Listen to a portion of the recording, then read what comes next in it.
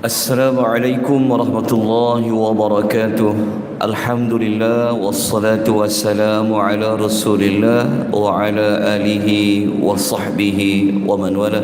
Amma ba'd. Muslimin dan muslimat rahimani wa rahimakumullah. InsyaAllah pagi ini kita akan memperincikan tanda-tanda berlakunya malam Al-Qadar. Namun sebelum itu kita kembali mengulangi membaca 5 ayat suratul Qadar. A'udzu billahi minasy syaithanir rajim. Bismillahirrahmanirrahim. Inna أنزلناه في ليلة القدر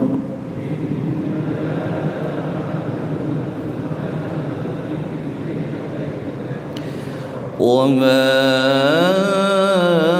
أدراك ما ليلة القدر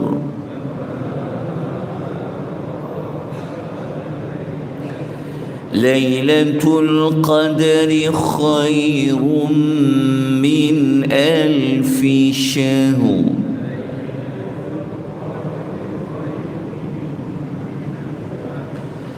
تنزل الملائكة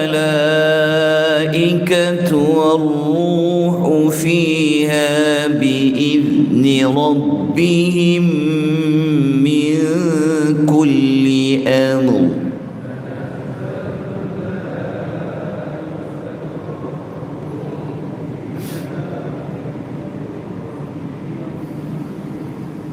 سلام هي حتى مطلع الفجر.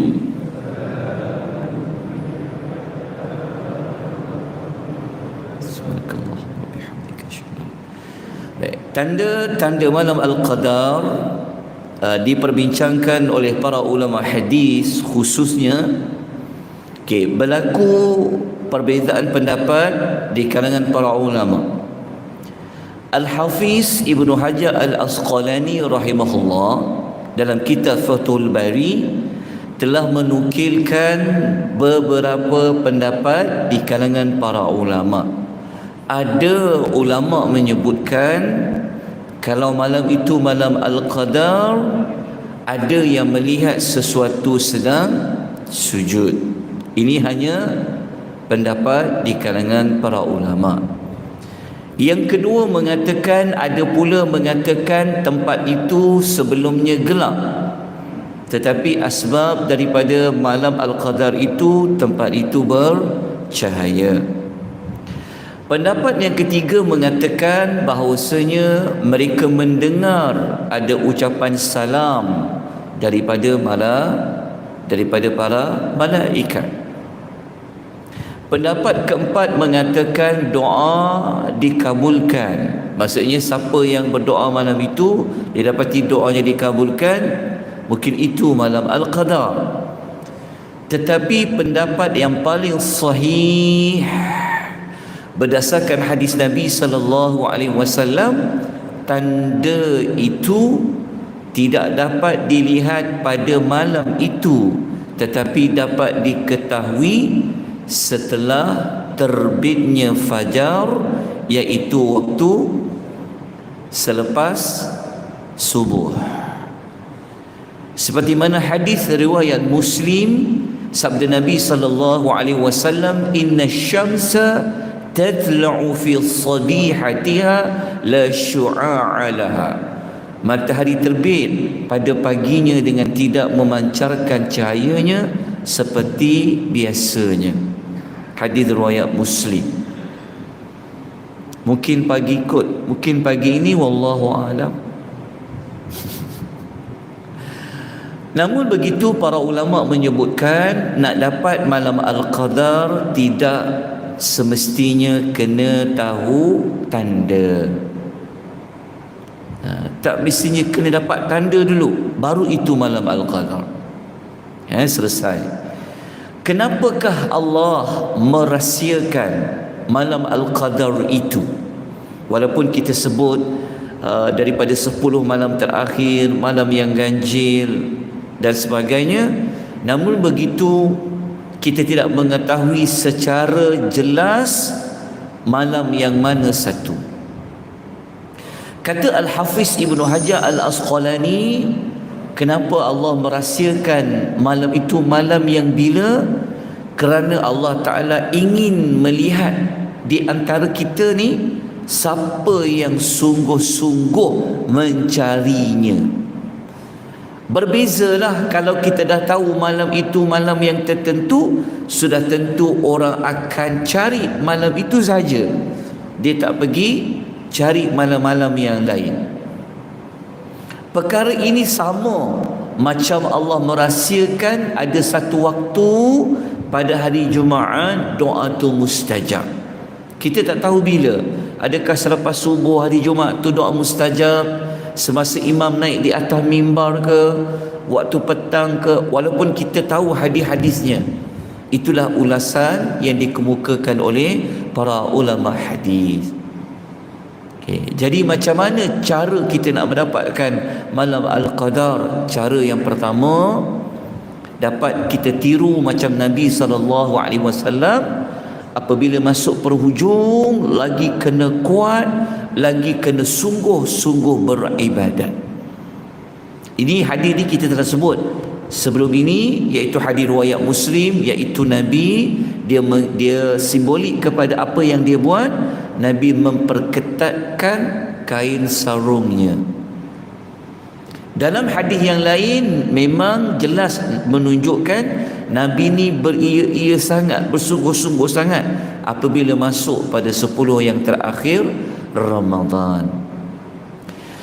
Sufyan Tsauri, seorang tabi'in, dia kata apabila masuknya 10 akhir Ramadan, aku lebih suka untuk sungguh-sungguh melakukan salat tahajud pada malam-malam itu. Ini yang pertama. Maknanya lagi nak habis Ramadan, ke hujung lagi kena kuat. Sepatutnya masjid lagi hujung lagi ramai. Tapi zaman berbeza. Awal sungguh, belakang insya-Allah doakan ya.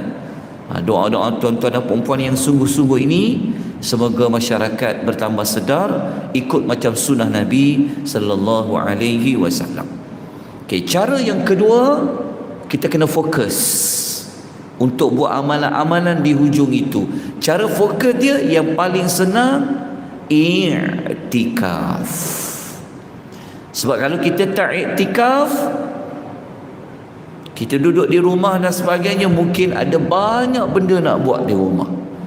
Tapi kalau i'tikaf, kita jauhkan dari kerja, dari banyak aktiviti yang lain. Ini ditunjukkan oleh baginda Nabi sallallahu alaihi wasallam. Dalam hadis riwayat Bukhari, sabda Nabi sallallahu alaihi wasallam, seperti mana kata Aisyah radhiyallahu anha, Nabi beriktikaf 10 hari terakhir bulan Ramadan. Tiap-tiap Ramadan Nabi akan iktikaf 10 hari, Nabi pisahkan diri. Nabi berada di dalam tenda khemah. Tetapi nak tengok orang buat iktikaf duduk dalam khemah. So masjid ni mungkin akan datang, kita tidur duduk dalam khemah. Macam khemah orang buat banjir tu. Di Indonesia mereka buat, ada yang buat. Nabi duduk dalam khemah dan ibadat dalam tu, supaya dia boleh sorok ibadat dia lebih fokus. Kalau kita buat macam tu, maka orang kata banjir ke?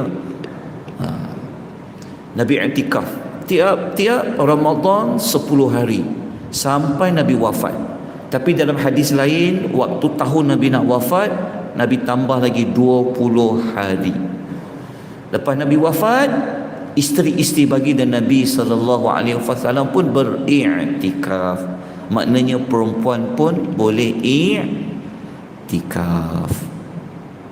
Iktikaf ni senang, fokus. Tak fikir nak buat kerja rumah, tak fikir nak kerja dan sebagainya lah. Bukan bermaksud tak boleh dapat malam Al-Qadar kalau tak iktikaf ya.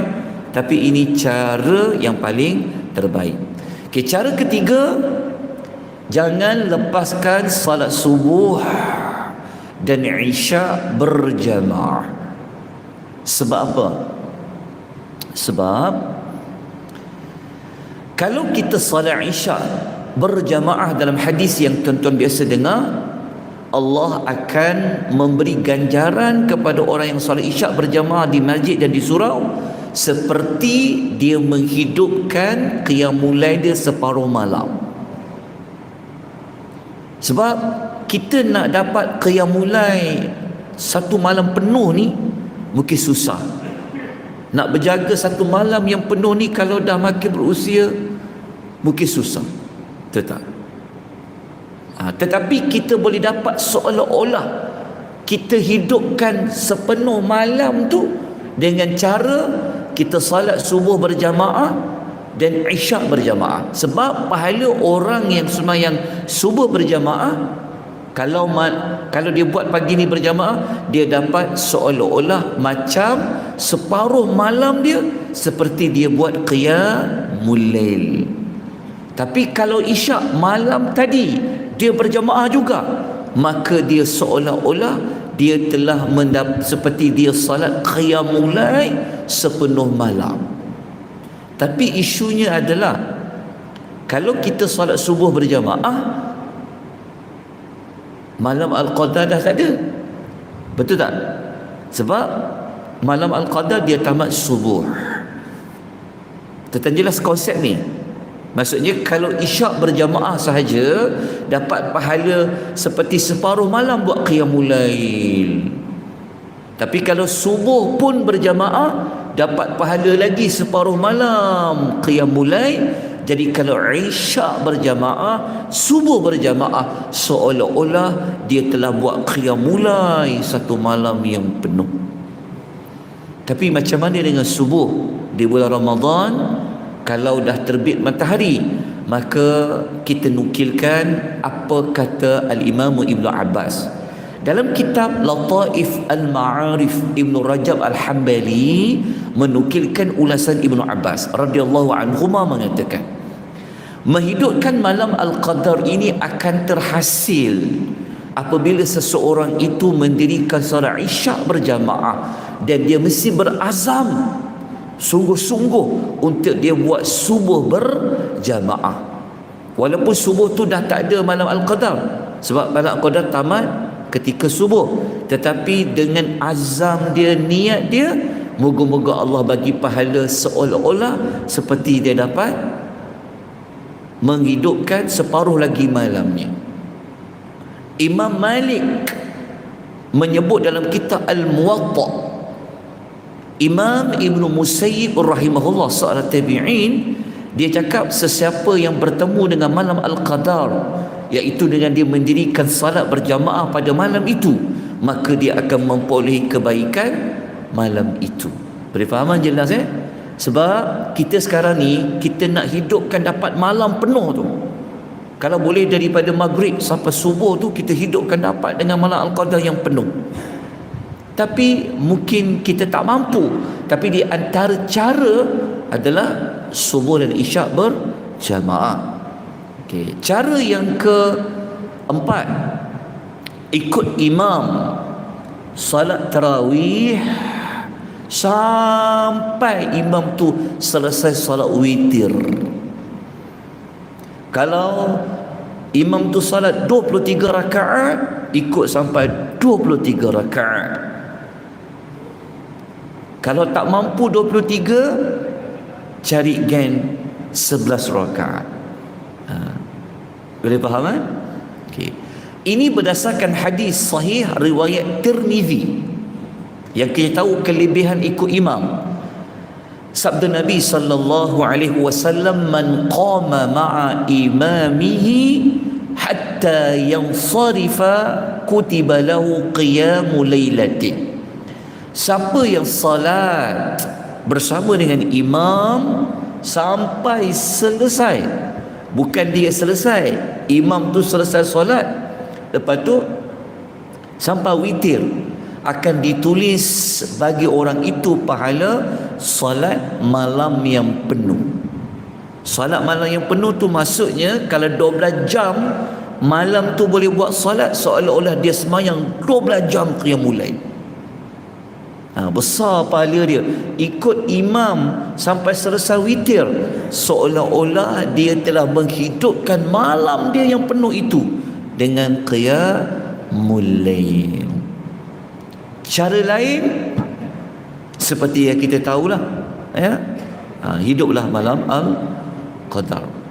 Okey, itu sekadar yang dapat dikongsikan, tapi kita sebut sedikit maklumat.